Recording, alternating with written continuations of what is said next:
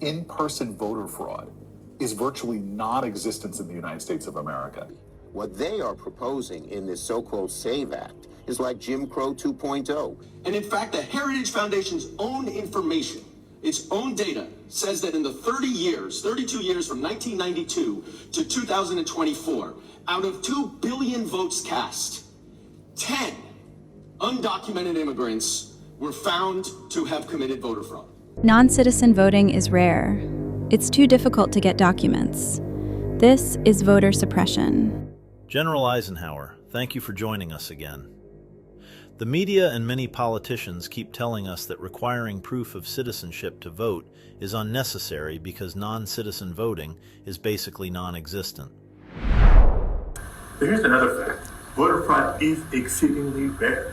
In fact, studies and audits show that voter fraud rate is 0.0003%. I warned this nation about the rise of a scientific and technological elite that could shape public policy through influence rather than truth. Today it appears some have learned to use surveys and studies the same way, presenting them with great sincerity while leaving out the inconvenient details of how those numbers were actually produced. Voter fraud is already incredibly rare, and it is already illegal. If you try to commit voter fraud, you can already be put in jail. But I cannot overstate how rarely this happens. The average American is more likely to be struck by lightning than they are to commit voter fraud. Seriously, that is a real stat. The Brennan Center claims there were only about 30 incidents of non-citizen voting out of 23.5 million votes. 30 cases out of millions sounds impressive until you learn how they arrived at that number. They surveyed officials in 42 jurisdictions that were never publicly named. Those jurisdictions were chosen because they had large non-citizen populations. That is convenience dressed up as science. I want to take a minute to look at the Heritage Foundation database. We showed one of those clips at the beginning, but watch this. That there's no evidence of any non-citizens voting where it's swayed the outcome of an election. I mean, even the Heritage Foundation looked this up and said they only found 100 instances of non-citizen voter fraud since the year 2000. That's out of 1.5 billion ballots that were cast. And according to a bipartisan policy center analysis of the Heritage Foundation's database of non-citizen voting across 25 years, there were only 77 cases out of nearly 2 billion votes cast. Those cases are based on actual convictions in court. In many blue jurisdictions across the country, those crimes are hardly ever investigated. No investigations means no charges, which means no convictions. In reality, those numbers don't prove the problem is small.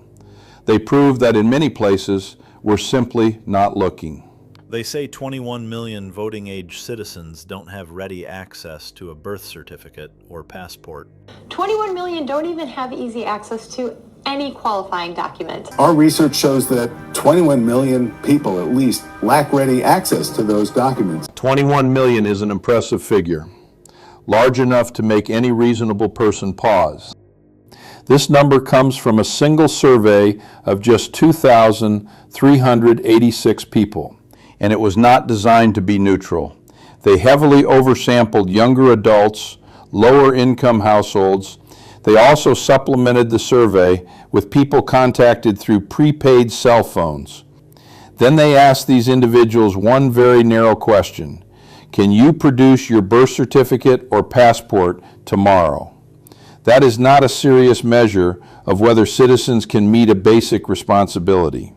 It is engineered to produce the desired result. And what about their claim that requiring proof of citizenship is somehow voter suppression? Hi, it's me, Cindy.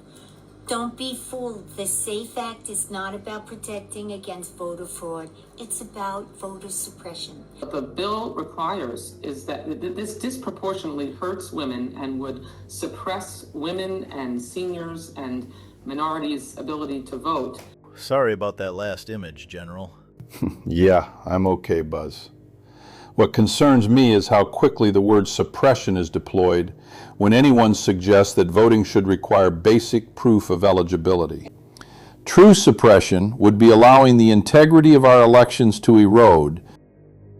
The real danger is that we lose confidence in the fairness and legitimacy of our elections. Given everything we've discussed, what would you say to Americans watching this today? I would say this: a free republic depends on the integrity of its elections. When we refuse to take simple, reasonable steps to verify who is voting, we do not strengthen democracy, we weaken it. Voting is not merely a right, it is a solemn duty. It is a solemn duty. It is a solemn duty. It is a solemn duty. It is a solemn duty. It is a solemn